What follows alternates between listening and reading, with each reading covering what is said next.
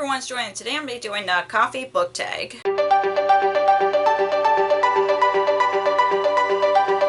So I did this tag like a few years ago and I had fun with it, so I thought I'd do this again. Yeah, I don't have any coffee with me. I just had an empty mug here, but I just like holding the mug just so people would think I'm having coffee. But anyways, it's basically a book tag that relates to different coffee questions, and like I said, I had fun with it before. I thought I would do it again, so let's get to the tag.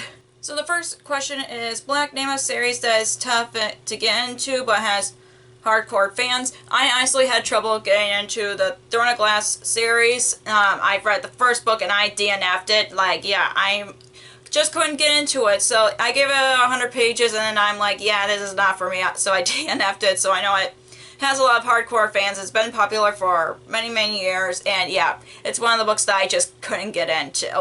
And the next question is, Peppermint Mocha, name a book that gets more popular during the winter or festive time of the year.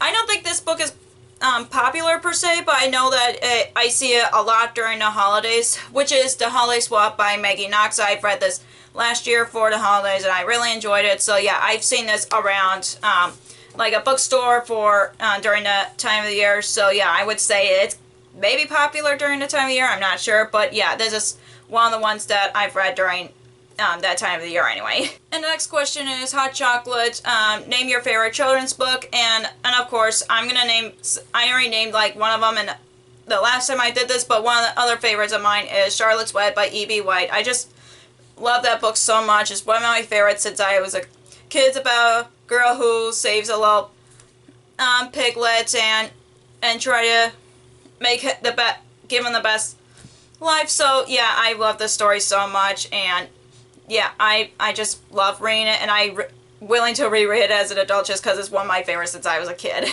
And the next question is, Double Shove Espresso, name a book that kept you on the edge of your seat from start to finish. And the book that I picked for this is Before I Do by Sylvie Cousins, just because it was one of the books I was anticipating last year, and literally I couldn't put the book down. Like, it's basically about a woman who is about to get married, but she doesn't know if the guy she's about to get married is the one for her, and she's been thinking about the other guy that she met in the past. So yeah, I am really enjoyed this as much as her other books. So yeah, it kept me at the edge of my seat.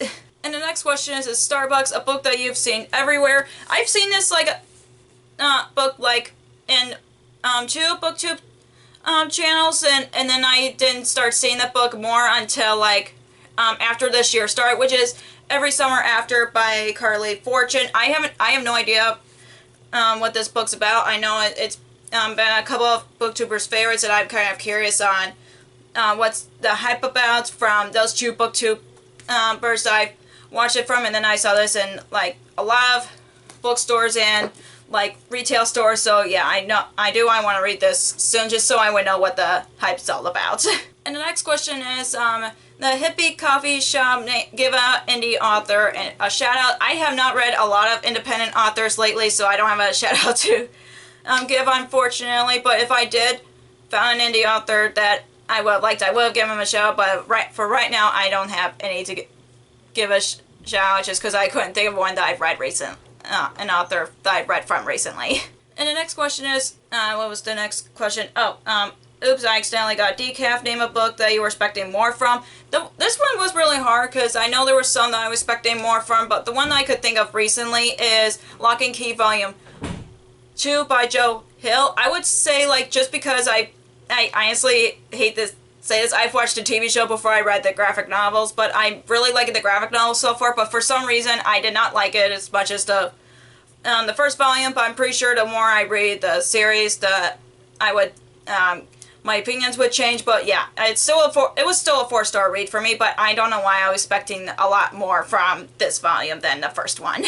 And the next question is, name a book or series that was both bitter and sweet and ultimately satisfying. And the book series that I picked, just because I finished it this year, is Stuck in Jack the Ripper series by Kerri Maniscalco. I just finished a book I just finished a series this year, and I'm sad that I finished a series, but I just can't wait to read more from Kerri Maniscalco, just because I really liked her writing and the characters that she created. So yeah, I am really excited to read more from her. So that's all for the coffee book tag. If you enjoyed this video, give me a thumbs up and comment down below what is your favorite coffee order or tea order from a coffee shop. Just let me know in the comments down below.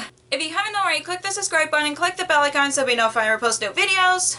Also, you can follow me on social media like Facebook, Twitter, Instagram, and Goodreads, which all links will be down below for you guys. Thank you so much for watching. I'll see you in my next video. Bye!